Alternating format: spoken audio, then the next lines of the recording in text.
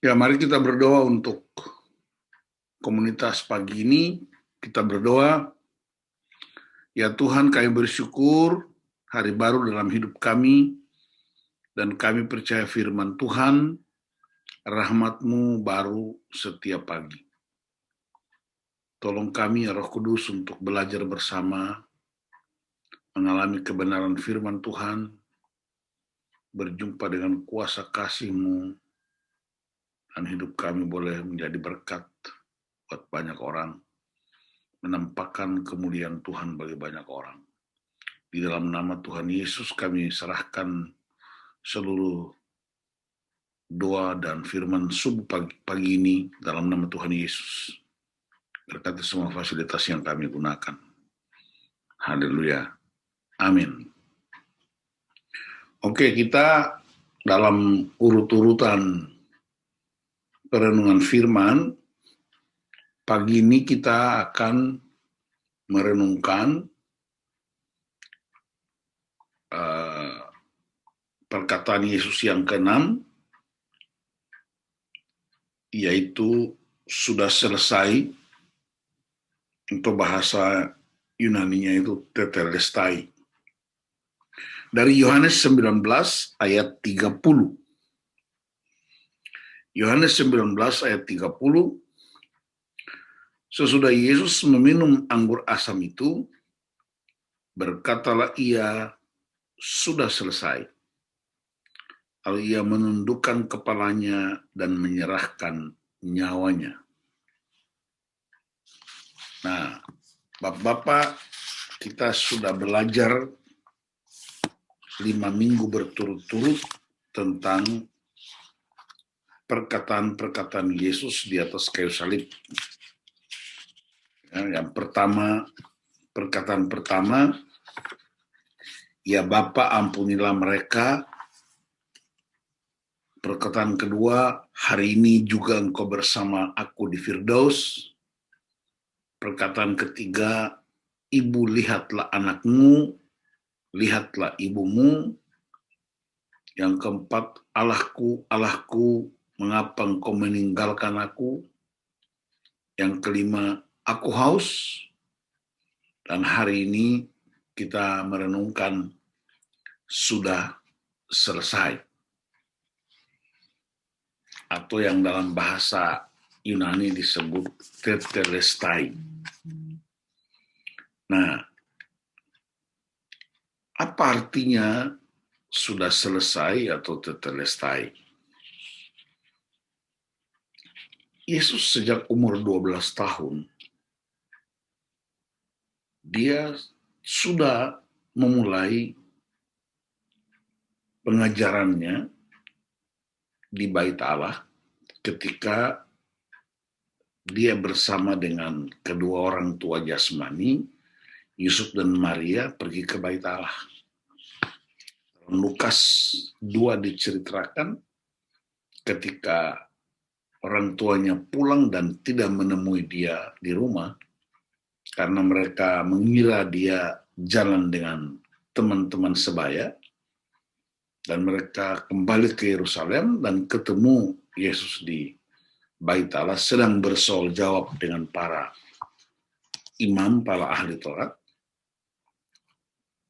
Lalu orang tuanya bertanya, mengapa engkau menyusahkan kami? Kami mencari engkau di mana-mana. Yesus bilang, tidak tahukah kamu bahwa aku sedang di rumah Bapakku? Jadi Yesus sudah mulai sejak umur 12 tahun dibawa ke Bait Allah. Dia juga pernah ketemu dan bicara dengan seorang perempuan Samaria di pinggir perigi atau sumur. Dia kemudian murid-muridnya pulang dan memberi makanan, lalu dia berkata, makananku ialah melakukan kehendak Bapakku. Ya. Dan bahkan dalam kitab Yohanes disebutkan bahwa Bapakku bekerja sampai sekarang sehingga aku juga bekerja.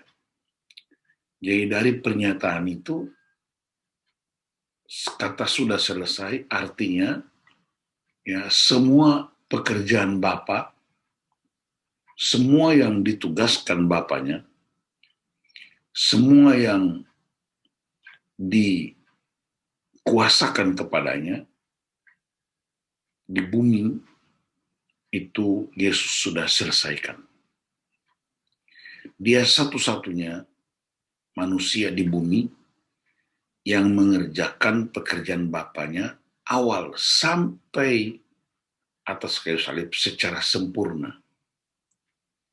Ya, dia tidak lembur, tidak liburan, tidak cuti, tapi setiap hari sejak umur 12 tahun terus mengerjakan pekerjaan-pekerjaan Bapaknya. Apalagi sejak dia mengalami pengurapan khusus di Sungai Yordan, usia 30 tahun sampai 33,5 tahun. Itu tiada hari tanpa pekerjaan dan pelayanan. Ya, sembuhkan orang sakit, memulihkan hati yang luka, orang lumpuh berjalan, orang buta melihat, orang mati dibangkitkan. Pengajaran-pengajaran yang dahsyat buat murid-murid dan orang banyak, memberi makan orang. Semuanya itu dia lakukan secara sempurna. Jadi yang pertama, sudah selesai dia alamatkan kepada Bapa.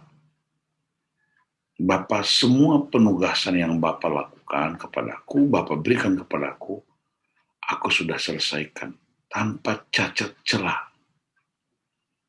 Ya, semua bahkan semua nubuatan para nabi di perjanjian lama itu sudah selesai. Kita tahu perjanjian lama itu dibagi dalam 3 bagian besar, yaitu kitab Torah, yang kedua kitab Mazmur dan Amsal dan seterusnya, dan yang ketiga itu kitab para nabi. Dan semua isi 3 bagian besar di perjanjian lama Yesus selesaikan dengan sempurna. Jadi pesan penting buat kita para pria ialah kalau Yesus bisa menyelesaikan semua pekerjaan yang ditugaskan kepadanya, maka kita juga belajar untuk tidak mengabaikan, tidak membiarkan apa-apa yang Tuhan percayakan buat kita, baik sebagai suami, sebagai ayah, sebagai pelayan. Kita mengerjakannya tentu tidak akan sesempurna Yesus. Tapi selalu saya katakan, lakukan dengan benar, Tuhan pasti sempurnakan. Yang kedua, kata tetelestai atau sudah selesai, dialamatkan kepada kerajaan maut. Hai iblis, semua kuasamu, semua jenis pemberontakan, semuanya termasuk kroni-kronimu sudah selesai. Itu artinya iblis tidak punya kuasa lagi untuk menggerogoti semua pekerjaan-pekerjaan Allah di bumi. Kita tahu sejak manusia pertama jatuh ke dalam dosa di Taman Eden, kuasa itu beralih karena manusia tidak taat pada otoritas Allah. Tetapi sejak Yesus mulai melakukan pekerjaan-pekerjaannya, dia membinasakan pekerjaan-pekerjaan iblis. Dalam Matius 12 dikatakan, kalau aku mengusir setan, maka kerajaan Allah sudah datang kepadamu. Jadi itu semua dikerjakannya ya untuk menunjukkan bahwa kuasa iblis itu sudah selesai. Sehingga kita para pengikut Kristus, kita para anak-anak Tuhan, ya kita belajar untuk mengerti dan memahami bahwa tipu daya iblis itu sudah diselesaikan di atas kayu salib. Tidak punya ruang lagi, tidak punya tempat lagi. Kerajaan maut sudah selesai. Yesus sendiri justru turun ke dalam kerajaan maut, menembus kerajaan maut. Semua nabi dalam berbagai bentuk. Seorang hamba Tuhan bilang, mati dan langsung kau. Hanya Yesus Kristus sendiri yang bangkit pada hari yang ketiga. Jadi dia menembus kerajaan maut itu. Sehingga ketakutan tidak lagi menguasai kita. Ya. Dan salah satu yang paling ditakuti manusia kan takut mati. Kenapa? Karena takut mati itu selalu identik dengan kegelapan, identik dengan neraka. Padahal Alkitab menuliskan mati adalah jalan yang menuju kepada kekekalan. Jalan menuju. Nah, untuk memasuki jalan yang menuju ke surga itu, Yesus sudah bersihkan. Ibaratnya itu, Yesus itu sudah disinfektan gitu, dia semprot semua dan sudah bersih. Sehingga kalau sekarang ini kan orang takut mati, ya banyak peristiwa. Kadang-kadang orang bilang, aduh Pak, kenapa ada hamba-hamba Tuhan yang begitu hebat kok bisa kena COVID, ada anak-anak Tuhan yang begitu rajin beribadah, ada keluarga-keluarga yang begitu senang memberi dan melayani begitu luar biasa. Kenapa kok mereka cepat mati? Kenapa bukan para preman, para predator, para koruptor, para penjahat? Kenapa orang baik-baik ini? Nah, itu pertanyaan semacam itu wajar secara manusiawi. Dan Ayub juga pernah bertanya begitu, mengapa betapa salehnya Ayub, tapi dia menghadapi penderitaan yang luar biasa. Nah, dalam Ulangan 29 ayat 29 diterangkan, ya, Ulangan 29 ayat 29, bahwa ada rahasia-rahasia Allah yang tersembunyi buat kita. Ada banyak hal yang kita tidak tahu, itu bagiannya Tuhan. Tetapi ayat 29 itu juga masih berkata, tetapi ada hal-hal yang dibukakan buat kita. Dan bahkan buat anak cucu kita, supaya kita tetap setia melakukan firman Allah. Nah, pertanyaannya apa yang Allah rahasiakan? Ya Allah yang paling tahu. Kita nggak bisa tahu. Ya. Ada orang yang bilang, beta tahu ada rahasia. Dari mana kau tahu? Ya, nggak bisa. Bahkan ada hamba Tuhan yang berani berkata, saya tahu rahasia-rahasia Allah. Itu juga ngeri. Hanya Allah yang tahu. Karena Allah yang mengontrol. Kita nggak bisa kontrol apa-apa dari Allah. Tapi hebatnya ada yang diberitahukan kepada kita. Bahkan kepada anak cucu kita. Yaitu apa? Sifat-sifat Allah, kebaikan-kebaikan Allah, karakter Allah, kedahsyatan Allah. Allah itu baik, Allah itu mengasihi, Allah itu mengampuni, Allah itu memberi, Allah itu adil. Nah, semua sifat-sifat Allah yang begitu banyak diterangkan di Alkitab, itu yang kita tahu.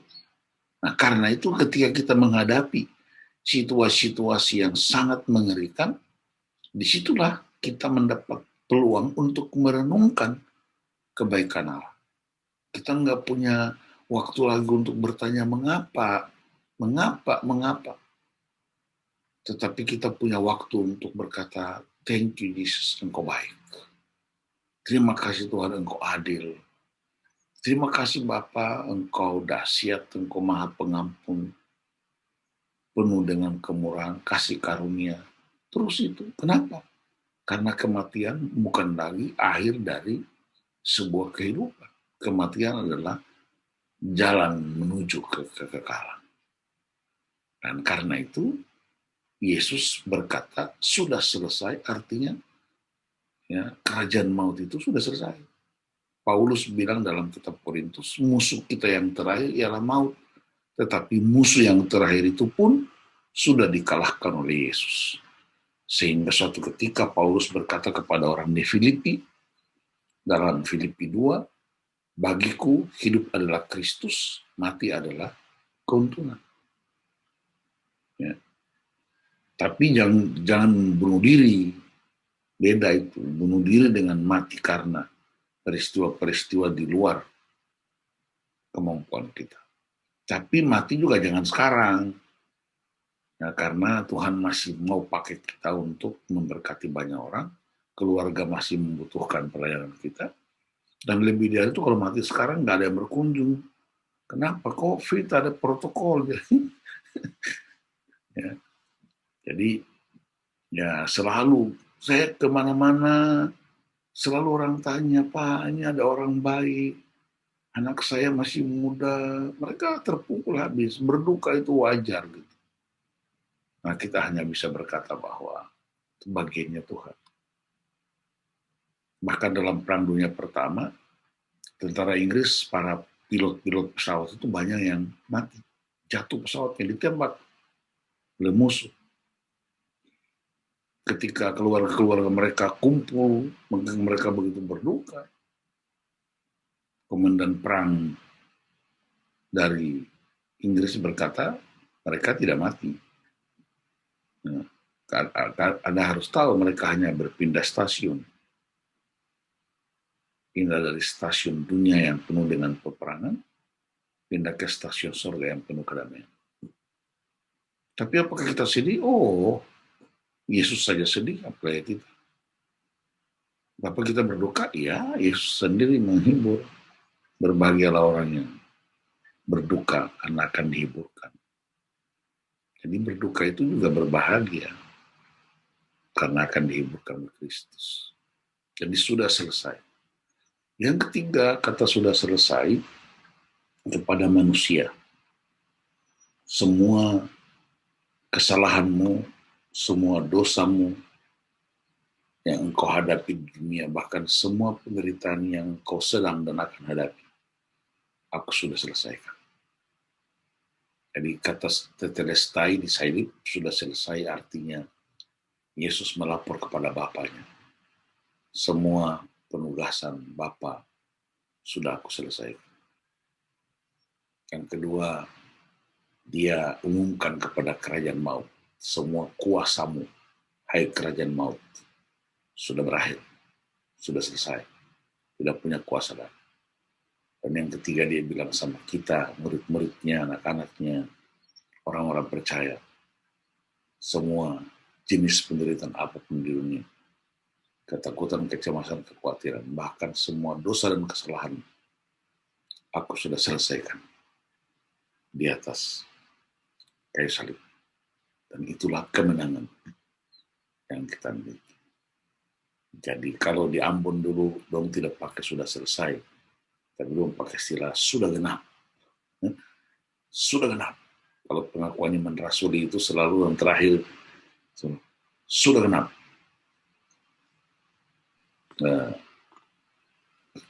Apa namanya? Itu pernyataan Kristus di kayu salib yang ke-6. Nanti minggu depan kita bahas yang terakhir, yang ke-7.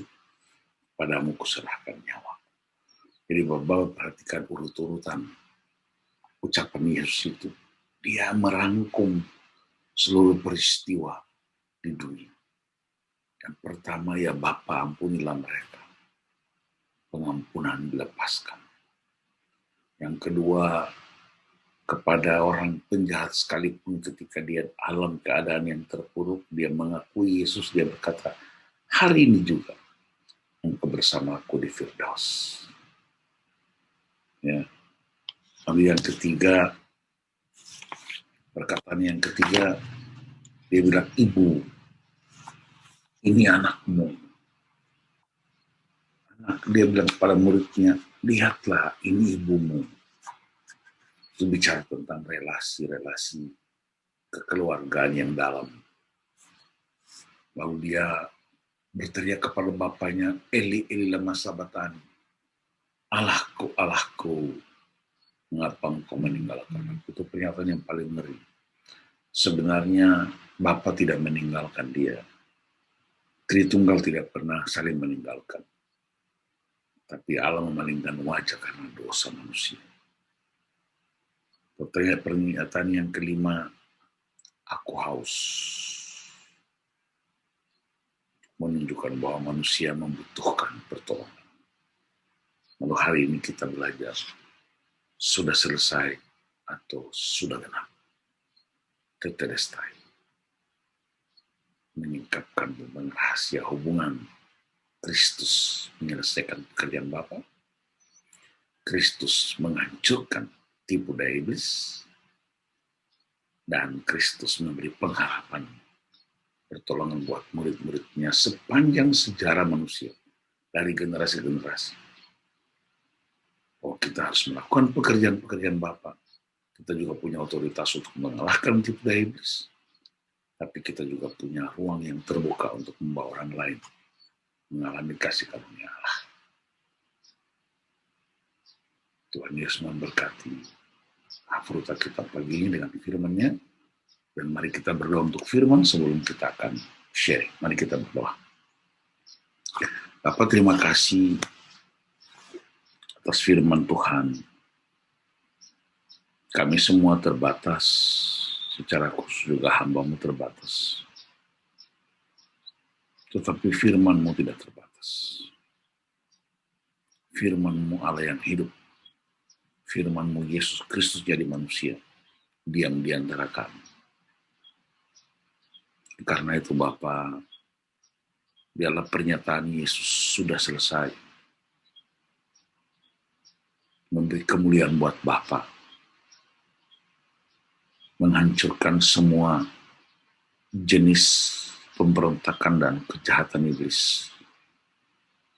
Tapi juga memberi kami pengharapan yang penuh dengan kewirahan untuk melakukan pekerjaan Bapa. Kau punya otoritas menghancurkan tipu daya iblis. Juga memberi kami peluang dan pengharapan. Tidak hanya untuk menjalani hidup yang berkemenangan, tapi juga membawa orang lain boleh berjumpa dengan Kristus. Segala hormat kemuliaan buat Engkau Bapa, di dalam nama Tuhan Yesus Kristus.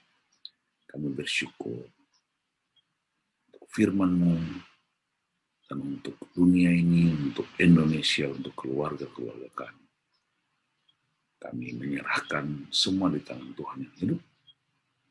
Dalam nama Tuhan Yesus Kristus. Haleluya. Amin. Silakan Pak Mako mau sharing pengalaman iman, apa yang didapatkan dari istilah sudah selesai. Makasih Pak Pendeta.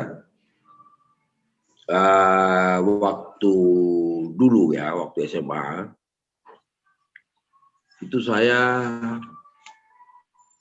sering sakit mah, ya, sampai harus membawa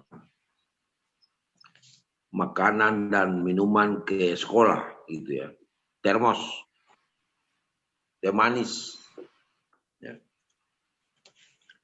Nah, satu kali karena sakitnya parah, lalu saya penuh dengan ketakutan, ya, ketakutan, takut mati, ya, sangat takut mati. Ya, akibat beban-beban dosa juga, takut mati masuk neraka gitu. Lalu itu membuat kadang-kadang tidak tidur gitu, karena takut tidur langsung mati gitu kan. Gak tidur, itu membuat saya semacam depresi gitu, takut mati, takut mati gitu kan.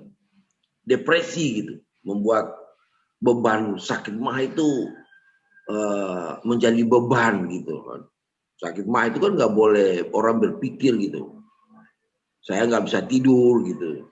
Saya sampai satu waktu saya minta didoain oleh ibu, ya, oleh mama saya. Nah, biasa di Ambon itu kalau dalam pergumulan-pergumulan gitu lalu orang tua ibu nyariin pakai baju kebesaran GPM kan, baju hitam, ya, kebaya hitam. Lalu mama berdoa sama saya. Lalu perlahan-perlahan ada seorang di Wasoi juga, dia berdoa juga sama saya dan beri kekuatan. Ketika saya melewati itu, fase itu, sampai hari ini, ya, saya tidak takut lagi. Apalagi dengan dikuatkan oleh pelayan firman, teman-teman kami ya, Pak Pendeta Nus ya, di CMNI, ya, itu saya dikuatkan, semakin kuat sehingga saya terlebih lagi ketika saya membaca Alkitab gitu dan mengerti semua kebenarannya gitu. Sehingga saya tidak takut dibohongin oleh iblis. Ketidaktahuan kita tentang kebenaran firman Tuhan itu lalu dibohongin, dimasukkan ke dalam alam pikiran kita. Waduh, ini jangan begini, jangan begini. Apalagi kalau kita takut mati dan masuk neraka, itu kebohongan yang Tuhan, yang iblis siapkan untuk kita gitu. Sehingga ketika Tuhan bilang bahwa sudah selesai, ya yang tadi Pak Pendeta bilang, jalan menuju surga, dosa-dosa kita sudah selesai, sehingga tidak jadi beban kita lagi. Barang itu Pak Pendeta. Ya, terima kasih Pak Maku. Ada lagi? Mungkin bahas atau? Iya, beta mau nanya dikit, Pak Gem. Ya, boleh. Kenapa ya? Aku lihat kok Tuhan menciptakan langit dan bumi 7 hari. Kok ini perkataan Tuhan Yesus ini di kayu salib 1 sampai 7 kalau nggak salah. Yang terakhir besok aku Bapak kepadamu aku serahkan ya Pak Gem. Apakah ada korelasinya? Kok 7 kali juga? Ya, kalau di masyarakat Yahudi, angka 7 itu angka sempurna. Nah, kalau orang main judi, angka berapa yang sempurna?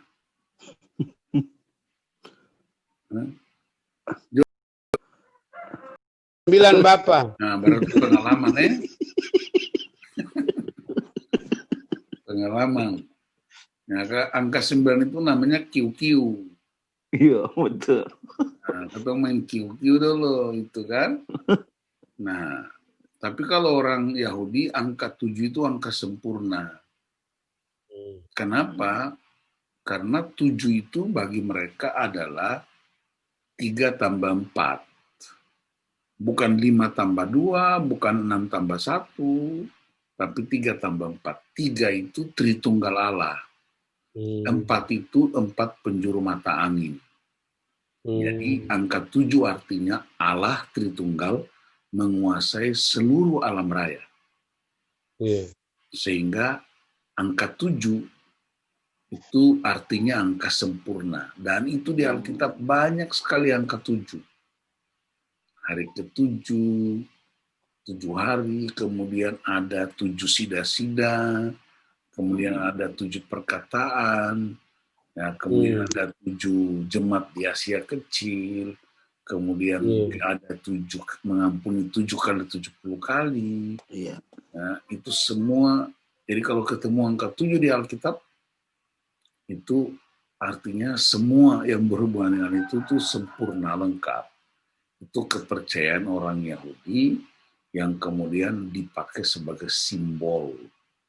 Nah, kalau saudara-saudara kita kan ada yang angka 8, angka Hokian kan, angka 9, ya, ada orang yang bikin angka 6, itu semua masing-masing punya perspektif. Angka 6 selalu dihubungkan dengan kerajaan iblis dan lain-lain. Ya, saya nggak peduli membahas itu. Tapi yang ketujuh angka sempurna. Bahkan di pelajaran kita, supaya seseorang itu mengalami terobosan-terobosan, dia mesti belajar 7 minggu berturut-turut, terus mengulang-mengulang. Makanya kita pernah punya pelajaran 49 hari kan, supaya semua kebenaran itu diulangi 7 kali dalam 7 minggu berturut-turut, supaya kita mengalami kuasa yang begitu dahsyat. Juga ada angka 40. Kalau angka 40 di Alkitab itu tentang waktu perkenanan Tuhan untuk mengubah sesuatu yang buruk menjadi lebih baik. Jadi 40 hari. Ya, misalnya Musa selama 40 hari di atas Gunung Sinai untuk mengalami perjumpaan khusus dengan Allah. Ya, dia mendapatkan kahil. Kahil itu kemuliaan Allah. Lalu umat itu mengalami namanya Shekinah. Kemuliaan juga, cuma itu untuk umat. Nah, lalu siapa lagi? 40 hari, Nuh di dalam bahteranya 40 hari. Yesus berpuasa 40 hari. Nah, padahal air bah itu kan 150 hari. Tapi Harun dan keluarganya tinggal di dalam bahtera 40 hari. Ya wajar, karena bahtera itu kan dibangun di atas gunung. Jadi air naik dari bawah tuh hari ke-110 baru dia terapung. Itu kalau di Ambon itu Gunung Sirimau sampai 110 hari, baru 1 hari saja kan suhu. Aprok. Nah, jadi 40, apalagi Gideon, dia perlu 40 hari untuk mengalahkan orang Midian. Daud perlu 40 hari untuk mengalahkan Goliat. Ya kan? Yesus 40 hari dia mesti mengajarkan murid-murid menunggu 40 hari setelah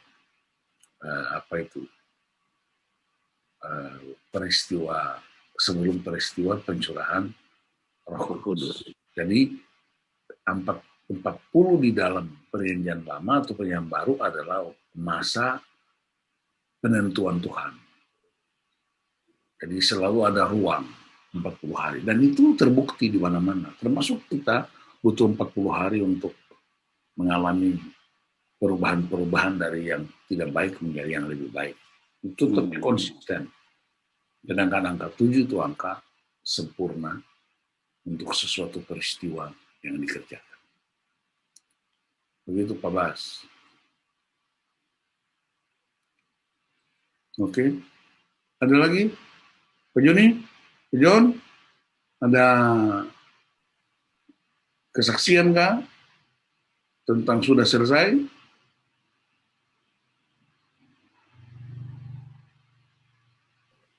Bapak lanjut, aman Pak, terima kasih.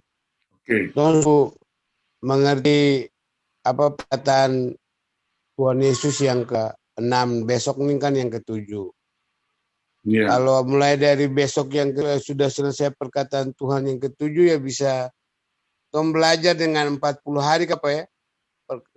Berpuasa 40 hari itu bisa supaya kita mengerti lagi lebih dalam. Ya. Tapi nanti saya rencana setelah minggu hari ke-7 kita akan bahas 7 sida-sida. 7 sida-sida itu menggambarkan tentang pria-pria yang begitu dahsyat melayani raja. Ya. Sida-sida. Lalu kita terus membangun hubungan dengan 40 hari itu kita terus mempraktekkan kebiasaan. Kalau sudah sampai 40 hari melakukan sesuatu yang baik, dia jadi habit. Ya, kalau orang misalnya biasanya malas baca Alkitab, tapi dia berlatih mulai membaca Alkitab berturut-turut 40 hari, maka kemudian dia jadi habit bahwa dia otomatis akan membaca Alkitab setiap hari. Kalau orang rajin malas berdoa, tapi dia dilatih, jadi itu non-stop. 40. Yesus kan berpuasa 40 hari. Jadi Kalau mau sesuatu yang biasanya buruk, melatih untuk menjadi lebih baik dan konsisten, ya latihan 40 hari. Nah, 40 hari itu kan bisa gagal, nggak bisa. Tapi ulang lagi, sampai bisa menang. Oke, ya kita